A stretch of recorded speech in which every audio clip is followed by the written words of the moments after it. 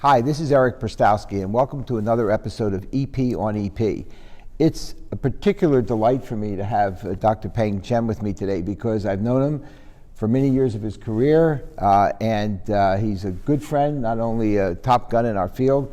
And today, there's so many things we could talk about, Peng, but today I really want to talk about your role as the editor-in-chief of Heart Rhythm. Peng is the editor-in-chief. He's also the chief of cardiology at Indiana University School of Medicine at the Krannert. So, Peng, welcome. Thank you, Eric. It's been a long time.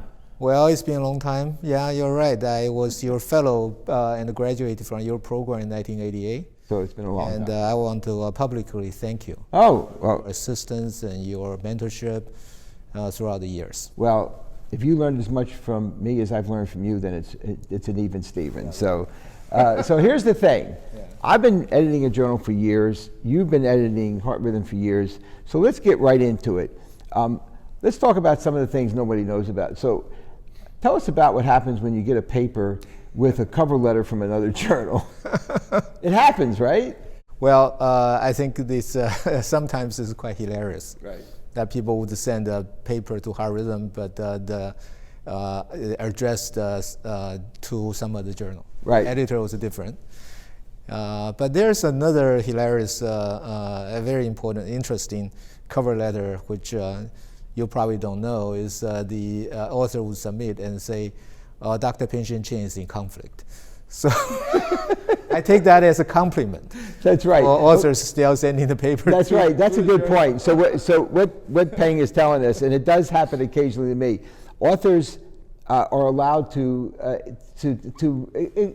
suggest reviewers that are not reviewers you would select. Right. And I always get a kick out of it too when they list your name down as the editor-in-chief, like you would review it anyway. But that's not a good, for authors out there, right? That's not a good sign. They shouldn't do that. Is that fair? No. I would assign it to one of the associate editors and take it from there. So let's talk. You know what? It opens the door on that. Right. I've struggled with this over the years. I've tried to not assign reviewers if somebody really doesn't want because they perceive a bias. But sometimes people put down 12 people. So how do you handle that situation? If they put down 12 people, I cannot possibly accept all 12 people as being in conflict. Right. A few people, I usually honor that. Yeah, you'll honor that. Yeah, because I feel it's generally is large enough. We don't have to go to specific people to review this. Long as I'm free to choose others, that will be fair. So I want to go through a few things that I know that you and I have spoke about in the past is having to deal with.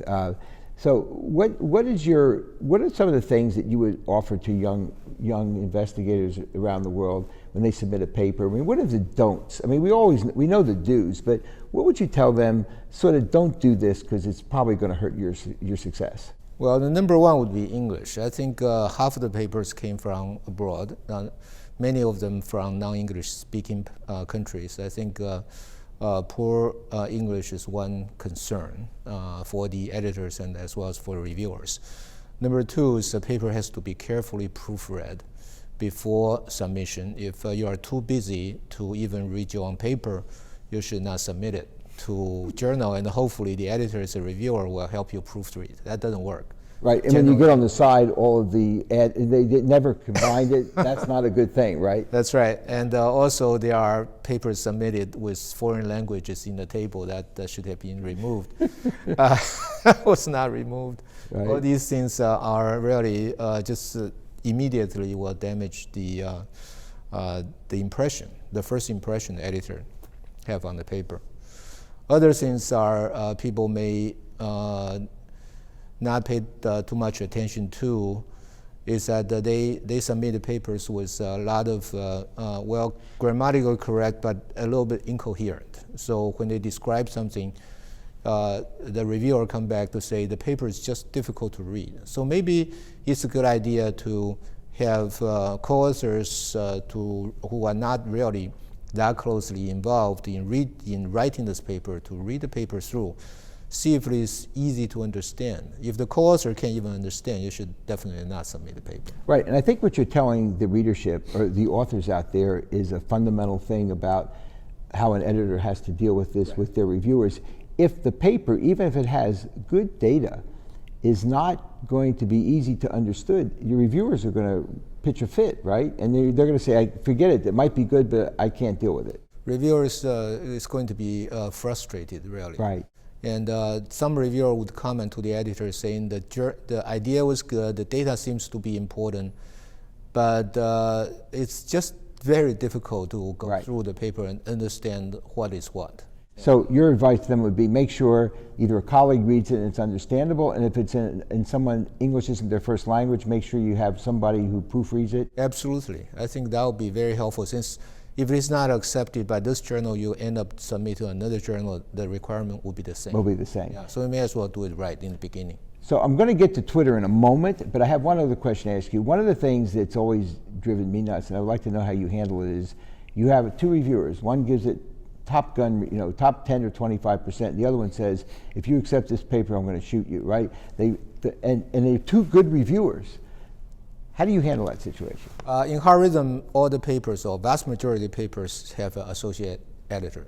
Okay. I use the associate editor as a tiebreaker most of the time, and usually I assign the paper to an associate editor or a section editor who are expert in the field. So if they side with one reviewer, I usually accept their conclusion. But sometimes I differ. My opinion differs from my associate. Well, I was going to ask you that, right? And then in that situation, I generally would consult an editorial board member for a third opinion. Versus sending it out to a third reviewer. No, we send it out to a third reviewer. Usually I would find an experienced editorial board member to be a tiebreaker. Oh, I see what you mean, editorial board member. Yeah. Okay. Okay. So that's interesting. It does drive you a bit nuts, right? Absolutely. Yeah, absolutely. It happens not infrequently. No, that's the thing people don't understand. And I'll tell you the other thing that drives me crazy, I wonder if it drives you crazy. That's it. Somebody who's very good writes a review to you, and the comments to the editor are, this is a piece of trash, I never believed this guy in a million years, you can't accept it, right? And then when they write to the author this is an interesting study with an interesting group. Doesn't that drive you crazy? Because it sounds like it's a good paper when they get it back, but they don't know what they wrote you. That's right. But editor has the ability to edit the reviewer's comment. Right. So I would sometimes remove a comment that this is a great paper, very well written, and so forth, just like you said. But in the confidential comment to the editor, there are a lot of concerns. Right. And I usually edit those words out. That's one possibility to handle it. The other possibility is just give the results to the author. And sometimes the author would write write letters to me and say, it appears that reviewers are all board for the idea, and how come you didn't accept it? Exactly. And I would then give them what the reviewer really said. Yeah, and I've done that too. That's it's a little harsh, though, I must say. I hate doing it. Yeah, you're right, because that's meant to be confidential. Yeah, I know. To the editor, I usually don't want to reveal that, but I be paraphrasing it. But I do understand that everything has a record, so I cannot create a reviewer's comment. Exactly. So it has to be honest to the author, but also make sure they don't feel too bad. Yeah, those are the things that do drive editors a little nuts. So we're going to switch real quickly to this whole Twitter thing out there. Now, I'm an old guy and I don't do Twitter, so I don't know, you're younger than I am, maybe you do, but how do you think it's going to, let me tell you what I like to bring up with you. There's a whole bunch of younger folks who think it's fine to accept and pass through data in a non-scientific, rigorous way, just on Twitter or blogs. How do you think that's going to affect the scientific advancement, and do you think it's useful? I mean, what are your thoughts? Well, my thought, first of all, I have learned how to use Twitter. Well, I figured you would.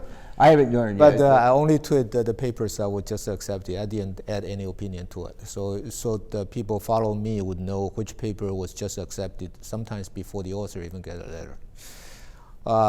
But I think Twitter has a lot of positive aspect because if you find something that is really clinically important, and you should alert the community for it, like a certain funny pacemaker device lead and some things.